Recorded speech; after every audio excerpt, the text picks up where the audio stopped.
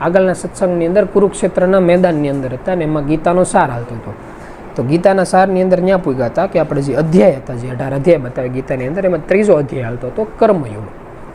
એનો જો કે અંતિમ ક્ષણ જ હાલતો હતો. એટલે કર્મયોગની અંદર એવી સમજણ થતી એવી વાત આવી કે જે કૃષ્ણ ભગવાન હતા અને જે અર્જુન હતા, એમાં અર્જુન એવો સવાલ પૂછ્યો કે પ્રભુ તમે અમને એવું કહો છો કે જીવનની અંદર કોઈ પણ કર્મ કરવાનું હોય તો મન કર્મ વિચારથી એનો હરખું ઉપર મનથી વિચાર કરવાનો, પછી કર્મ કરાય, એને જ્ઞાની વ્યક્તિ કહેવાય. તો વિચાર કઈ રીતે કરવો? એટલે કૃષ્ણ ભગવાન એમ કહે કે ક્યારે એવો શબ્દ સાંભળો કે વિનાશકાલી ને વિપરીત બુદ્ધિ. એનો મતલબ જ એમ થાય કે તારી અંદર હોય એટલી શક્તિ લગાડતે બુદ્ધિનો ઉપયોગ કરવાની. તને એમ લાગતો હોય ને કે આ રીતે નિર્ણય લઈને આમ કર્મ કરે અને હરખા રસ્તા ઉપર હાલે, તેની કોઈ ગેરંટી નહીં. જો જીવનની અંદર વિનાશ લખેલું છે તો ત્યારે બુદ્ધિ ભ્રષ્ટ થઈ જાય તો તારાથી કર્મ ઊંધું થાય અને અમે ફળ ઊંધું થાય, એટલે એમાં તું કાંઈ ન કરીએ. એટલે અર્જુન કહે તો આનાથી બચવાનો રસ્તો કયો? આપણને એમ કેમ ખબર પડે કે ભાઈ આપણે અત્યારે નિર્ણય લઈ રહ્યા છીએ, આ નિર્ણય સાચો છે કે ખોટો? એટલે કૃષ્ણ ભગવાનની વાત કરતા એમ કે તો એને હાટું તારી સમજવું પડે કે વ્યક્તિ નિર્ણય કેના આધારે લે છે. એટલે આપણે એમ કહીએ કે વ્યક્તિ નિર્ણય કેના આધારે કઈ રીતે લે? નાનેથી મોટો થયો હોય ત્યારે મોટો થતા હોય તેને જે કાંઈ માતા પિતા મળ્યા હોય, મિત્રો મળ્યા હોય, જે હગા સંબંધી મળ્યા હોય, જેમ જેમ મોટો થાય એને જે ગુરુ મળ્યા હોય, ધંધાર્થી વ્યક્તિ મળ્યા હોય, એના આધારે એનો એક સ્વભાવ બન્યો હોય. સ્વભાવના આધારે એના જીવનમાં કોઈ પણ નિર્ણય લેવાનો હોય ત્યારે નક્કી કરે ભાઈ આ સાચું છે, આ ખોટું છે. કે જેવી રીતે આપણે આ પક્ષની અંદર યુધિષ્ઠિર છે, સામેના પક્ષની અંદર દુર્યોધન છે, આ બાજુ ભીમ છે, સામેના પક્ષની અંદર કર્ણ છે, તો આ બાજુ પક્ષની અંદર અર્જુન છે. આ ફેરફાર કેમ છે? કારણ કે નાનેથી એનું જે જીવન હતું એકને આ રીતે ઘડાણું, બીજાને આ રીતે ઘડાણું, એટલે એના આધારે વ્યક્તિ નિર્ણય સાચા ખોટાનો લે. એટલે કૃષ્ણ ભગવાનની વાત કરતા એમ કે એવું નથી ખાલી એના આધારે નિર્ણય લે છે, એની સિવાય વ્યક્તિની અંદર એક પ્રકૃતિ નામની એક વસ્તુ વાસ કરે, એ પ્રકૃતિના આધારે નિર્ણય લે. એટલે અર્જુન કે પ્રકૃતિ એ કઈ વસ્તુ આવે, એ કેવી આવે? એટલે અર્જુનજી કૃષ્ણ ભગવાન એમ કે વ્યક્તિની અંદર 3 પ્રકારની પ્રકૃતિ વાસ કરે. એને એવું કહેવાય કે સત્વગુણની પ્રકૃતિ હોય, રજોગુણની હોય અને તમોગુણની પ્રકૃતિ હોય. એટલે કે આ 3 વસ્તુ કઈ કઈ કહેવાય એ સમજાવો. એટલે એવું કહેવાય કે વ્યક્તિ જ્યારે કર્મ કરે ને ત્યારે અકર્મ 5 અલગ અલગ રસ્તાની અંદર વિભાજન કરેલા હોય કે કામ આવે, ક્રોધ આવે, લોભ આવે, મોહ આવે અને અભિમાન આવે. જ્યારે કોઈ પણ વ્યક્તિ ગમે પ્રકારનું કર્મ કરવાનું ચાલુ કરે, મોટા ભાગે અકર્મ અને ક્યાંક ક્યાંક થોડાક અમથા નાના વસ્તુમાં ક્યાંક સત્કર્મ હોતા ને કે વ્યક્તિ દાન કરવા જાય છે, આ સત્કર્મ કહેવાય. પણ લોભી થઈને દાન કરવા જાય છે, એની પાછળ એને એવું કોઈ લોભ છે કે ભાઈ આગળ જતાં આપણા શરીરની અંદર કે આપણે આ વસ્તુ કામ લાગશે, એવું કંઈ કરવા જોઈએ. તો જે પહેલા નંબરનું લોભ હતું એવું હતું કે એને દાન કરવા જ નથી દેતું, પણ એનાથી એક બીજા નંબરનો લોભ આવે કે દાન એટલે કરે છે કે ભવિષ્યમાં આપણને મળશે. એ હોતે એક પ્રકારનું લોભ જ થયું કે ધ્યાનમાં એટલે બેસીએ છીએ કે ભાઈ આપણે ધ્યાનમાં બેસીશું એટલે મનનું સ્મરણ કરવાથી આપણે જાગીશું. એ હોતે ને આપણા મનની અંદર કોઈ એક સ્વાર્થ છે, એક સ્વાર્થી વ્યક્તિ છે. એટલે આ બધાના આધારે એમ કીધું કે 5 પ્રકારના સ્વભાવ આવે: કામ, ક્રોધ, લોભ અને મોહ. એમાં એવા પ્રકૃતિના નામ પડ્યા કે જે રજોગુણ હોય, આની અંદર કામ આવે, પછી એની અંદર મોહ આવે અને લોભ આવે. જે 3 વસ્તુ છે ને એને રજોગુણની અંદર બેહારવામાં આવે છે. બીજું જે તમોગુણ આવે એની અંદર ક્રોધ અને અભિમાન જેવી વસ્તુ આવે. આને આ વસ્તુ જો ઊંડાણપૂર્વક વાત કરે તો ત્રીજી સત્વગુણ આવે. સત્વગુણનો મતલબ એવો થાય કે વ્યક્તિને એવું થાય છે કે આપણે સામેવાળા વ્યક્તિનું સારું કરીએ છીએ, એની માટે ઘણી વખત પોતાની ઘણી ખરી વસ્તુ ન્યોછાવર કરી નાખે અને કોઈ સારું કર્મ કરે. સરવાળે 3 પ્રકારની પ્રકૃતિ હોય. એમાંથી એવું થાય કે જ્યારે કોઈ વ્યક્તિ કર્મ કરવાનું ચાલુ કરે અને જો એ કર્મ રજોગુણને લગતું હોય ત્યારે એ સમયની અંદર એ કર્મમાં જો થોડોક વધારે સમય દાખવે, વધારે સમય મતલબ 2-5 મિનિટ વધારે હોતે ને એ વ્યક્તિ કર્મ કરવામાં આગળ વધે, તો એવું થાય કે એના જે 2 નસકોરા હોય, 2 નાકની અંદર જે શ્વાસ હાલતો, જે પ્રાણ હાલતો એક હરખો હાલતો હોય નોર્મલ, એમાંથી કોઈ વ્યક્તિ સ્થિરતા જો હોય ને તો એને એવું દેખાય કે એક બાજુ એનો ફાસ હાલે છે ને એક બાજુ ધીમો હાલે છે. જનરલી કોઈ પણ વ્યક્તિ હોય મૃત્યુલોકના, મોટા ભાગના અજ્ઞાની વ્યક્તિ અથવા તો જે 100% જ્ઞાની નથી અને વચ્ચેલા રસ્તા હાલે છે. આ બધા વ્યક્તિના જે શ્વાસના સૂર હોય, બીજા શબ્દોમાં સૂરનું જ્ઞાન કહે, એમાંથી કા ડાબો કા જમણો બેમાંથી એક શ્વાસ ફાસ હાલતો હોય. જે વ્યક્તિ કર્મ કરતી વખતે રજોગુણને આધારે કર્મ કરે છે ત્યારે એ વ્યક્તિનો જે ડાબો શ્વાસ હોય ને ફાસ હાલે. જે વ્યક્તિ જે તમોગુણ આવે એના આધારે કર્મ કરે છે, કોઈ વ્યક્તિ ક્રોધી થઈ જાય તો એનો જે જમણો સૂર હોય ને આ ફાસ હાલતો હોય. આની સિવાય જો કોઈ વ્યક્તિ એવા નીકળી જાય કે જે પરમાત્મા પરબ્રહ્મમાં માનતા હોય, જે સત્વગુણી હોય કે જેમાં મોટા મોટા તેજસ્વી આત્માઓ આવે કે જે તેજને જાણતા હોય, જે જાગી ગયેલા હોય, આને સત્વગુણી કહે. સત્વગુણી જે વ્યક્તિ હોય ને 2 નાકના જે નસકોરા એમાંથી એક હરખો શ્વાસ હાલતો હોય. એટલે 3 પ્રકારના ગુણ કહેવામાં આવ્યા છે. આમાં કોઈ પણ વ્યક્તિની અંદર આ 3 ગુણ એક જ હાજરમાં હોય. ફરક એ પડે કે જે 100% વ્યક્તિનો જે સ્વભાવ હોય ને 3 ગુણની ટકાવારથી બને. કોઈ વ્યક્તિ 80% રજોગુણી હોય એટલે એનું આખું જીવન કાં કામની અંદર હોય, કાં ક્રોધની અંદર, કાં કામની અંદર હોય, કાં લોભની અંદર, કાં મોહની અંદર હોય. કોઈ મોટા ભાગે તમોગુણી હોય તો કાંઈ ક્રોધી હોય કે અભિમાની હોય. કોઈ મોટા ભાગે સત્વગુણી હોય તો એનો આખું જે જીવન હોય સત્વગુણને આધારે જીવતું હોય. સરવાળે વ્યક્તિનો જે સ્વભાવ છે, પ્રકૃતિ છે, એ આ ગુણોને આધારે બનેલી હોય. એટલે અર્જુન પાછો સવાલ પૂછે, તો પ્રકૃતિ વ્યક્તિ અરે કેટલા હદ સુધી જોડાયેલી છે? એના શરીર હારે જોડાયેલી છે, એના મન હારે જોડાયેલી છે, એના આત્મા હારે જોડાયેલી છે, એના ચિત્ત હારે જોડાયેલી છે, કેની હારે જોડાયેલી છે? એટલે કૃષ્ણ ભગવાન એવું સમજાવતા કહે છે કે જ્યારે આત્મા હતા ને પરમાત્મામાંથી નોખા પડ્યા, પરમાત્મામાંથી નોખા પડ્યા એટલે કેની જેવું થયું કે ધારો કે ફોન છે, અત્યારની ટેકનોલોજી પ્રમાણે વાત કરીએ, ફોન છે ને આના શરીર સમજો, આની અંદર જે સિમ કાર્ડ છે ને આના આત્મા સમજો, ને એની અંદર જે આપણે બેલેન્સ પુરાવેલું હોય, આના જે વ્યક્તિની પ્રકૃતિ છે જેનું બેલેન્સ આ બેલેન્સ સમજો.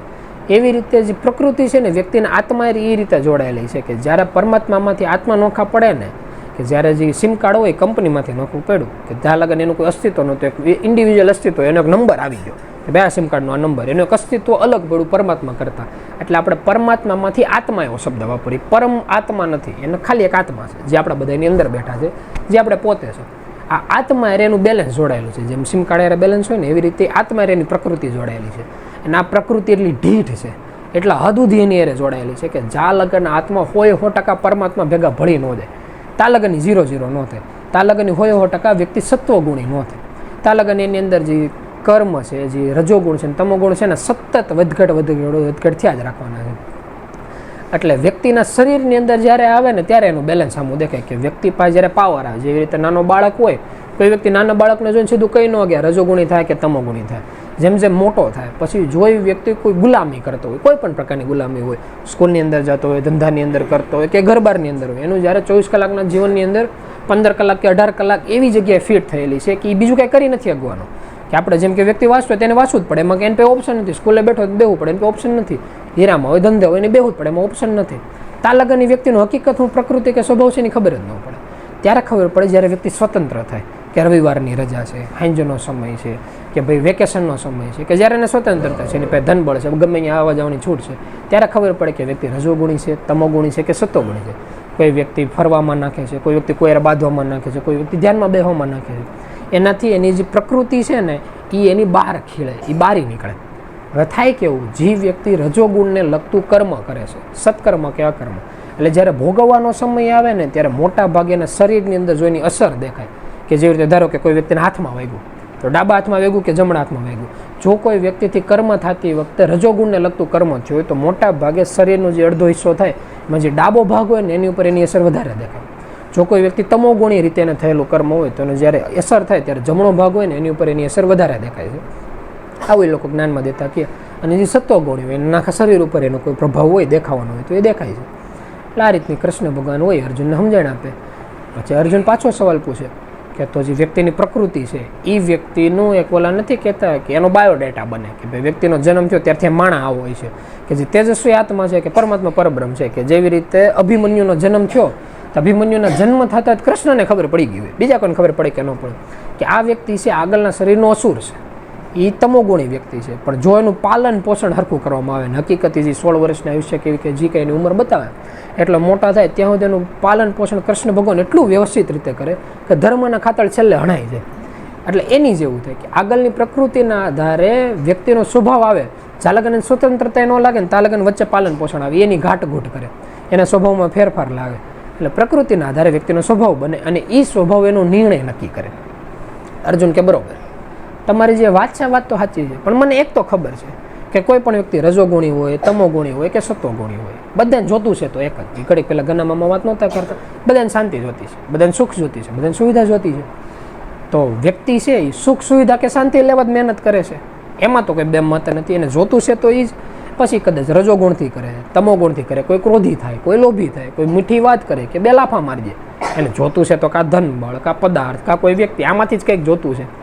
તો એની માટે વ્યક્તિ સુખ લેવા કોશિશ કરે છે, તેમાં ખોટું શું છે? પાછા કૃષ્ણ ભગવાન વાત કરે એ કે જો ખોટું ત્યાં છે કે જો એ વ્યક્તિના હકમાં છે, રેડી, એટલે સુખ લેવા માટે કોશિશ તો કરે. જેવી રીતે તમારા લોકોના હાથમાં રાજભોગ હતું તો તમે લોકોએ કેવું કર્યું, ઇન્દ્રપ્રસ્થ જે હતું, જે ખાંડવપ્રસ્થ હતું, એની અંદર આખી મહેનત કરી ઇન્દ્રપ્રસ્થ બનાવ્યું. સામે જે શકુની હતી એણે એનો મનનો બુદ્ધિનો ઉપયોગ કર્યો, તેણે જુગારની અંદર વાપરવા ગયો, એણે એ રસ્તો વાપર્યો. અને ત્યાંથી જ એ બધી વસ્તુઓ તેને મેળવવા કોશિશ કરી. છેલ્લે એવું નથી કે કોઈ વ્યક્તિ વધારે ઓછું વાપર્યું હોય. જેટલો સમય પાંડવ રાજપાટ યુદ્ધની પહેલાં વાપર્યું હતું ને એની કરતાં કૌરવે વધારે રાજપાટ ભોગવેલું હતું. કારણ કે આ લોકો તો વનવાસમાં ને એમાં ગયા હતા. તો તેને સુખી થવું કે દુઃખી થવું એ વ્યક્તિના હાથમાં ન રહ્યું. જ્યારે કોઈ વ્યક્તિ કોઈ વસ્તુની માંગણી કરે છે, વ્યક્તિ જોતું છે, એની માટે કોઈ પણ રસ્તો વાપરી લે, છેલ્લે એને મળી હોતે ને ગયું તો હોતે એનું મન સુખી થાય કે નહીં થાય એના હાથમાં નથી. જ્યારે વ્યક્તિને આ વાતનો ખ્યાલ આવી કે આપણે રજોગણથી ધનબળ પ્રાપ્તિ મેં મહેનત કરીએ છીએ, વ્યક્તિ મેળવવા મહેનત કરીએ કે પદાર્થ મેળવવા મહેનત કરીએ, એ તમો ગુણથી કરીએ છીએ. બેમાંથી કોઈ પણ રીતે વસ્તુ મેળવવા મહેનત કરી, મળી તો ગઈ પણ તોય મન સુખી ન થયું. જ્યારે આ વાત એને યાદ આવે કે આની પહેલાં હોતે આપણે કેટલી વસ્તુ મેળવવા મહેનત કરીએ, અત્યારે આપણી પાસે છે ઘર બાર છે, ગાડી છે, બાળ બચ્ચા, ઘર બાર, જે કંઈ વસ્તુ જે શબ્દોના નામ આપે કે જે આની પહેલાં આપણે હાલમાં છે, આપણે એની પહેલાં કેટલી વખત માગેલા છે, ત્યારે આપણને મળેલું. તો આપણે હાલમાં તો મન સુખી નથી. આપણે હાલમાં બધા અહીંયા બેઠા છે, એનું કારણ એ જ છે કે આપણે હજી આનાથી કંઈક આગળ જોતું છે, હજી નામની અંદર ઊંડું ઉતરવું છે, એટલે તો આપણે બેઠા છીએ. એટલે આપણને એ વાતનો ખ્યાલ આવે કે તો પછી કયા રસ્તે જવું. એટલે અર્જુન કે તમારી વાત સાચી, સુખી થવું કે દુઃખી થવું વ્યક્તિના હાથમાં નથી. એ સુખ મેળવી શકે પણ મન સુખી થાય કે એના હાથમાં નથી. કૃષ્ણ કે જ્યારે વાતને વ્યક્તિને એ વાતનો ખ્યાલ આવી જાય ત્યારે એવું કહે, ત્યારે એ વ્યક્તિ કેવું કરે, ત્યારે વ્યક્તિ આજુબાજુના જે કર્મ છે ને એમાંથી ધ્યાન હટાવી દે. ત્યારે સત્વગુણ બાજુ જાય કે સત્વગુણ બાજુ જાય તો સત્વગુણના કર્મ કયા હોય. એટલે પાછા કૃષ્ણ ભગવાન વાત કરે કે સત્વગુણના કર્મ એવા હોય કે જે કર્મયોગીના કર્મ છે. કે જેવી રીતે ધારો કે કોઈ નાનું બાળક છે, હવે વેન કરે છે કે પપ્પા મારે રમકડું જોતું છે. હવે એના પપ્પા એને એ રીતે રમકડું લઈ જાય કે બહાર જાય રમકડું લે, છોકરાને છોકરો રાજી થાય, એને જોઈને પોતે રાજી થાય. એક સારું કર્મ છે કે જેનાથી સંતાન રાજી થાય છે, પોતે રાજી થાય છે. પણ એ હોતે ને સત્કર્મના લેખા જોખામાં લખાઈ ગયું. વ્યક્તિ જો એવી રીતે કર્મ કરશે તો એવું થાય કે ઓલો વ્યક્તિ રમકડું તોડી નાખશે તો આ વ્યક્તિને દુઃખ થાય. હજી કાલ લાવ્યો તો હોતે તારે રમતા આવડતું નથી. કે જે વસ્તુ પ્રભુ ઘણી વખત સમજાય કે જો કોઈ નાના બાળકની અંદર ભગવાન જોઈને એને કોઈ ધ્યાન રાખે તો એ ગમે એટલું તોફાન કરે તો તેને પોતે ઠાકે ને એનું ધ્યાન રાખી શકે.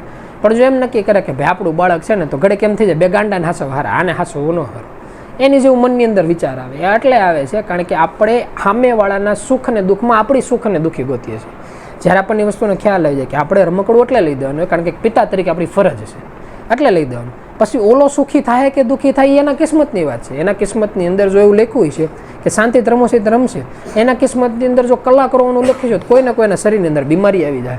આપણે ગમે એટલું ધ્યાન રાખશું કે ઓપરેશન કે આ તો ગમે વસ્તુ થાય કલાક સુધી રોહે, આપણી નજર સામે આપણે એને પકડીને રાખશો તો હતી નહીં રોહે, એનું આપણે કાંઈ નહીં કરી શકીએ. એટલે કારણ કે એના કિસ્મતની અંદર દુઃખી થવાનું લખ્યું હતું. તો એનો મતલબ શું? એનો મતલબ હું એમ થયું કે રસ્તામાં છોકરો આવેલો છે ગમે ત્યાં હાલવા દો, ગમે ત્યાં જવા દો, તો એ વાત ખોટી છે. જો સામેવાળો વ્યક્તિ છે, જેમ કે ઉદાહરણ તરીકે છોકરો આવેલો છે, આપણને ખબર છે પાણી પડેલું છે, એ લપટીને પડશે, વ્યક્તિ એમ નિર્ણય લે કે એના કિસ્મતમાં પડવાની છે તે ગમે ત્યાં પડશે, રેડી, એને જવા દો, તો એ વ્યક્તિ કર્મને મૂકવાની વાત થઈ. જે અર્જુનને કૃષ્ણ ભગવાન ચોખ્ખી ના પાડે છે કે કર્મનો ત્યાગ નહીં કરવાનો, ધ્યાન રાખવાનું, એ આપણી ફરજ આવે. આપણે આપણી ફરજ નિભાવી પછી એના કિસ્મતમાં થવાની પછી એ બે વચ્ચેની જે પાતળી ભેદરેખા છે ને આ જ શીખવાની છે કે ફરજ નિભાવવાનું અને પછી જે ફળ છે ને એને પરમાત્મા માથે મૂકી દેવાનું. વ્યક્તિ સુખી કે દુઃખી એના કિસ્મતની વાત છે. આપણે હોત ને સુખી કે દુઃખી આપણા કર્મની વાત છે. આપણે આપણું વર્તમાન સાચવવાનું છે. જ્યારે વ્યક્તિની ખ્યાલ આવી જાય કે ગઈકાલને એટલી ઉપાધિ કરી એનાથી આપણે આજ કેટલું સારું કરીએ કે કાંઈ નહીં. ગઈકાલે કરેલું સ્મરણ આપણને અત્યારે ગર્વ મહેસૂસ કરે છે કે આપણે કોઈ પણ વ્યક્તિ હજી ડાયરી ખોલીને બે કે ભાઈ આ વરદી પહેલાં આપણે 3 કલાકની એવરેજ હાલતી હતી. જે સમજેલા વ્યક્તિને એ જેવું સુખ થાય ને એને એ નથી દેખાતું કે વર પહેલાં આપણે લાખના પગારની એવરેજ હતી, એનું એટલું મોટું સુખ નહીં થાય જે ઓલા કલાકની એવરેજ હોય. એની જેવું છે કે વ્યક્તિને સુખ અને દુઃખનું જે જ્ઞાન છે ને એ નામ જ કરાવે છે. એટલે અર્જુન હોય એને વાત કરે કે કૃષ્ણ ભગવાનની વાત કરે એટલે તું ખાલી એ ધ્યાન દે કે તું સુખી કે દુઃખી થવાનો નથી, ખાલી કર્મ ઉપર ધ્યાન દે અને કર્મયોગી બન, કર્મ કર, જે ફળ છે ને આની ચિંતા મૂકી દે. જ્યારે આ રીતે જિંદગી જીવી ત્યારે તું સ્થિત પ્રજ્ઞ વ્યક્તિ તરીકે રહી. અને જ્યારે કોઈ પણ વ્યક્તિ ઈચ્છા વગરનું કર્મ કરે છે ત્યારે સ્થિત પ્રજ્ઞ વ્યક્તિ કહેવાય છે. અને જ્યારે એટલી વાત પૂરી થાય ત્યારે એવું કહેવાય છે કે કર્મયોગ જે બતાવે, જે 3જો અધ્યાય બતાવે, આ 3જા અધ્યાયનો અંત થાય. પછી ત્યાંથી જે 4થો અધ્યાય હોય, આ 4થો અધ્યાય ચાલુ થવાની વાત થાય. અને જે 4થો અધ્યાય છે એ આપણે આવનારા સત્સંગની અંદર ત્યાંથી ચાલુ કરીશું. અને જ્યારે જીવનની અંદર એમ થાય કે કંઈ કરી છૂટવું છે ત્યારે ગુરુના કયા મારે મનને નામના સ્મરણની અંદર લગાડજો. બોલો સદગુરુદેવની જય.